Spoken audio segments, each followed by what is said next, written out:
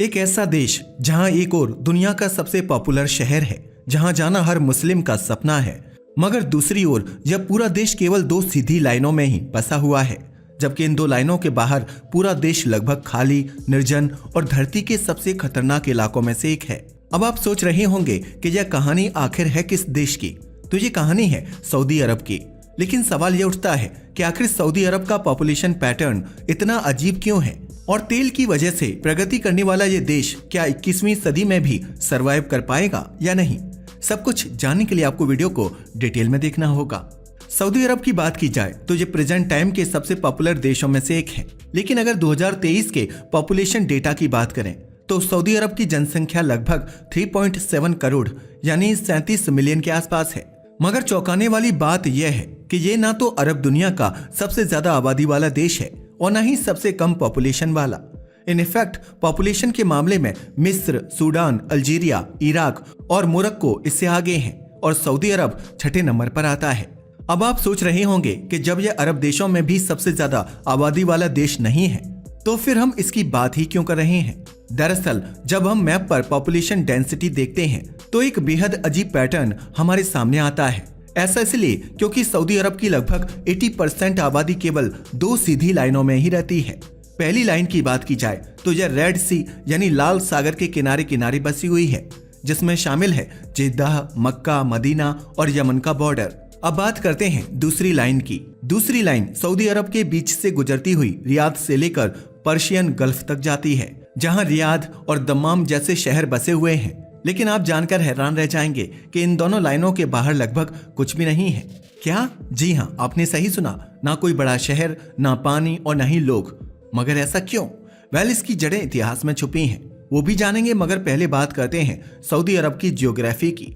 Saudi अरब की बात की जाए तो अक्सर लोग सोचते हैं कि सऊदी अरब केवल एक रेगिस्तान है जिसे तेल ने आबाद कर दिया है, मगर हकीकत यह है कि रेगिस्तानी होने के बावजूद यह दुनिया का 12वां सबसे बड़ा देश है। क्या? जी हाँ, आपने सही सुना। यह कितना बड़ा है इसका अंदाजा आप इस बात से लगा सकते हो कि अगर इसे यूरोप के नक्शे पर देखें तो पेरिस से लेकर ग्रीस और अल्बानिया तक का पूरा इलाका सऊदी अरब के अंदर समा जाएगा। और अगर अमेरिका के हिसाब से देखें तो न्यूयॉर्क से लेकर ओक्लाहोमा और फ्लोरिडा तक इसमें आ सकता है। लेकिन हैरानी की बात यह है कि जब सऊदी अरब के पास इतनी बड़ी जमीन है तो यहाँ सिर्फ 3.7 करोड़ लोग ही क्यों रहते हैं? वैसे अगर सऊदी की पॉपुलेशन को भारत के आधार पर देखें तो भारत के सामने तो यह कहीं भी नहीं ठहरता, क्योंकि भारत के उत्तर प्रदेश में ही सऊदी अरब से लगभग 7 गुना ज्यादा लोग रहते हैं, जबकि जमीन के मामले में भारत दुनिया का 7वां सबसे बड़ा देश है। लेकिन सवाल तो अभी भी वही का वही है कि इतना बड़ा होने के बावजूद यहाँ पर लोग इतने कम क्यों रहते हैं?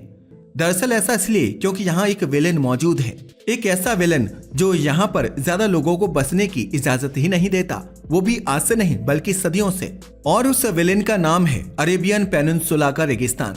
असल में सऊदी अरब का ज्यादातर हिस्सा अरेबियन पेनिनसुला के अंदर ही आता है और इस पेनिनसुला का दिल है रेगिस्तान। वैसे तो यहाँ पर कई बड़े बड़े रेगिस्तान मौजूद हैं, लेकिन दो सबसे बड़े हैं, जिसमें पहला है अन-नफूद या अल-नफूद जो जॉर्डन और इराक के पास मौजूद है। दूसरा और सबसे बड़ा रेगिस्तान है रुब अल खाली यानी द एम्प्टी क्वार्टर। यह बेहद खतरनाक है। अगर रुब अल खाली की बात करें तो यह धरती की सबसे डरावनी जगहों में से एक है। इसका अंदाजा आप इस बात से लगा सकते हैं कि रुब अल खाली का मतलब ही होता है खाली इलाका, और सच में यह है भी पूरी तरह खाली। लेकिन अगर इसके एरिया की बात की जाए तो यह फ्रांस से भी बड़ा है, लेकिन यहाँ सरवाइव करना लगभग नामुमकिन है। यहाँ पर गर्मियों में टेम्परेचर 55 डिग्री सेल्सियस तक पहुंच जाता है और सर्दियों में गिरकर -7 डिग्री सेल्सियस तक चला जाता है। यही नहीं, इनफैक्ट यहाँ मौजूद रेत के टीले 330 मीटर तक ऊंचे हो जाते हैं। यही वजह है कि यहाँ पर कभी कोई स्थायी रूप से बस नहीं पाया। यहाँ ना कोई परमानेंट शहर है, ना ही कोई नदी बहती है, और खेती तो आप भूल ही जाइए। इनफैक्ट यहाँ किसी इंसान को देखना भी किसी बड़े चमत्कार से कम नहीं होता। यही वजह है कि कई लोग तो इसे रेत का समुद्र भी कहते हैं। वैसे भले ही यहाँ पर आज कोई भी नहीं रहता और यह दुनिया के सबसे खतरनाक इलाकों में से एक है, मगर आपको जानकर यकीन नहीं होगा कि रुब अल खाली हजारों सालों तक एक दीवार की तरह खड़ा रहा। असल में इस रेगिस्तान ने सेंट्रल अरेबिया को सदर्न अरेबिया, ओमान और यमन से लगभग अलग थलग कर दिया था। ऐसा इसलिए क्योंकि हमेशा से यह इलाका इतना ज्यादा खतरनाक था कि इसे पार करना एंटार्क्टिका क्रॉस करने जितना मुश्किल माना जाता था। और यही वजह है कि 1931 में जाकर यहाँ पर पहली डॉक्यूमेंटेड क्रॉसिंग रिकॉर्ड की गई थी। और इतना ही नहीं, 2018 में जाकर यहाँ पहली बार पक्की सड़क बनाई गई थी। यही नहीं, इनफैक्ट सऊदी अरब और ओमान के बीच में लगभग 658 किलोमीटर का एक लैंड बॉर्डर भी है। मगर 2018 से पहले यहाँ पर कभी कोई सीधी सड़क थी ही नहीं। तो इससे आप अंदाजा लगा सकते हो कि यह इलाका कितना खतरनाक है। और इसका सबसे ज्यादा शॉकिंग फैक्ट तो यह है कि सऊदी अरब दुनिया का ऐसा सबसे बड़ा देश है जहां पर एक भी स्थायी यानी परमानेंट नदी नहीं है। क्या? जी हाँ, आपने सही सुना। वैसे अब हम आपको जो बताने जा रहे हैं वह जानकर तो आप और भी ज्यादा हैरान रह जाएंगे, क्योंकि केवल सऊदी अरब ही नहीं बल्कि यूएई, कतर, कुवैत, ओमान और यमन, इन सभी देशों में कोई भी परमानेंट नदी नहीं है। तो बताइए, यह है ना बहुत ही ज्यादा शॉकिंग न्यूज। वैसे आप हमें कमेंट करके बताइएगा, क्या आप इससे पहले जानते थे कि इन देशों के अंदर एक भी परमानेंट नदी नहीं है? अब आपके जहन में एक सवाल उठ रहा होगा कि यहाँ पर कोई परमानेंट नदी क्यों नहीं है? तो इसका सबसे बड़ा रीजन है बारिश। एक्चुअल में यहाँ पर बारिश बहुत ही ज्यादा कम होती है। हालांकि ऐसा नहीं है कि पूरा सऊदी अरब ही रेगिस्तान है। दरअसल यहाँ पर जीवन की एक आखिरी उम्मीद मौजूद है और वह है पश्चिमी पहाड़।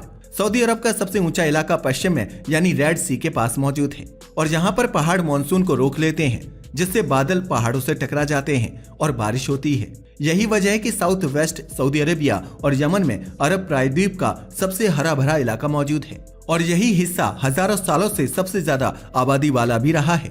लेकिन अब सवाल यह उठता है कि सऊदी अरब में तो लोग कम हैं, मगर यमन इतना ज्यादा पॉपुलेटेड क्यों है? ऐसा इसलिए क्योंकि यमन में ऊंचे पहाड़ ज्यादा हैं, जिसकी वजह से वहां ज्यादा बारिश होती है और ज्यादा खेती पॉसिबल हो पाती है। यही वजह है कि यमन की पॉपुलेशन ओमान से कहीं ज्यादा है और इसी वजह से सऊदी यमन बॉर्डर भी हमेशा सबसे ज्यादा सेंसिटिव बना रहता है। लेकिन सोचने वाली बात तो ये भी है कि अगर साउथ वेस्ट हिस्सा सबसे ज्यादा अच्छा है तो मक्का और मदीना वहाँ क्यों नहीं है? आखिर ये दूसरी साइड में क्यों बसे हुए हैं? वेल, इसका जवाब है ट्रेड रूट्स। या तो आप भी जानते हैं कि सऊदी अरब शुरू से ही ट्रेड रूट्स के लिए फेमस रहा है। ऐसा इसलिए क्योंकि पुराने जमाने में जहाज रेड सी के नॉर्थ हिस्से में जाना अवॉइड किया करते थे, क्योंकि वहाँ के कोरल रीफ्स बहुत ज्यादा डेंजरस थे। इसलिए लॉन्ग डिस्टेंस ट्रेवल के लिए उन्हें लैंड प्लस डेजर्ट रूट्स ही बेस्ट लगते थे। इसका नतीजा यह निकला कि ट्रेड एक्टिविटी इन्हीं रास्तों से गुजरने लगी और मक्का मदीना धीरे धीरे स्ट्रेटेजिक हब्स बनते चले गए। बट अब हमें एक बात समझ में नहीं आती, जब मक्का मदीना जैसे शहर इस देश में मौजूद थे तो फिर राजधानी को रियाद क्यों चुना गया? आखिर मक्का मदीना को ही राजधानी क्यों नहीं बना लिया गया? वेल, अगर बात की जाए सऊदी अरब की राजधानी रियाद की, तो 1932 में जब सऊदी अरब बना तब इसकी राजधानी रियाद चुनी गई। हालांकि उस समय रियाद की पॉपुलेशन केवल 27,000 के आसपास थी, यानी यह एक छोटा सा कस्बा हुआ करता था। बट मक्का मदीना इसलिए नहीं चुना गया क्योंकि मक्का और मदीना नॉन मुस्लिम्स के लिए बंद थे, इसलिए उन्हें राजधानी नहीं बनाया जा सकता था। इसी वजह से रियाद को चुना गया और रियाद सेंट्रली लोकेटेड था और इसे कैपिटल बना दिया गया। ऐसा इसलिए क्योंकि कैपिटल शहर में आप धर्म के आधार पर लोगों को आने जाने से नहीं रोक सकते। इसी वजह से मक्का मदीना नहीं बल्कि रियाद को राजधानी चुना गया। सब कुछ नॉर्मल चल रहा था, लेकिन फिर आया 1938 का साल, जब इस देश की किस्मत पूरी तरह से बदल गई। दरअसल 1938 में दुनिया के सबसे बड़े ऑयल फील्ड्स यहाँ खोजे गए, जो रियाद के ईस्ट में मौजूद थे। ऑयल मिलने से देश की किस्मत बदल गई थी। और फिर आया 1973 का ऑयल क्राइसिस और उसके बाद पैसा, दौलत, अर्बनाइजेशन और सिटीज सब कुछ एक्सप्लोड करने लगा। यहीं से दूसरी पॉपुलेशन लाइन रियाद और दम्माम पूरी तरह सामने आई थी। लेकिन यह कहानी यहीं खत्म नहीं होती। पर्सियन गल्फ रीजन में ह्यूमिडिटी और हीट इतनी ज्यादा है कि वहां का वेट बल्ब टेम्परेचर कई बार डेंजरस लेवल तक पहुंच जाता है, जिसका अंदाजा आप इस बात से लगा सकते हैं कि 35 डिग्री सेल्सियस टेम्परेचर और 100% ह्यूमिडिटी इंसान को कुछ ही घंटों में मार सकती है। 2005 के बाद ऐसे कई डॉक्यूमेंटेड इवेंट्स भी सामने आए हैं जिसमें बताया गया है कि सऊदी के हालात कितने खराब हैं। बट अब सवाल यह उठता है, क्या 21वीं सदी में यह मॉडल टिक पाएगा? इस बात पर सवाल इसलिए उठाया जा रहा है क्योंकि आज सऊदी अरब सर्वाइव कर रहा है oil money, technology, desalination, air conditioning की वजह से। मगर सवाल यह है कि जब तेल खत्म हो जाएगा, जब क्लाइमेट और ज्यादा हॉस्टाइल हो जाएगा और अगर ट्रांसपोर्टेशन फेल हुई तो यह पूरी आर्टिफिशियल सिविलाइजेशन कोलैप्स भी कर सकती है।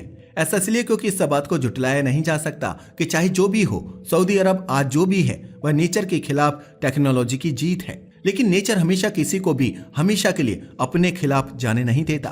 तो ये थी कहानी सऊदी अरब की। वैसे आपको क्या लगता है, क्या यह सभ्यता आगे भी बरकरार रह पाएगी या फिर यह एक बार फिर से पूरी तरह रेगिस्तान बन जाएगा? आपका इसके बारे में क्या ख्याल है? हमें नीचे कमेंट करके जरूर बताइएगा। वीडियो पसंद आया तो इसे लाइक और शेयर करें। धन्यवाद।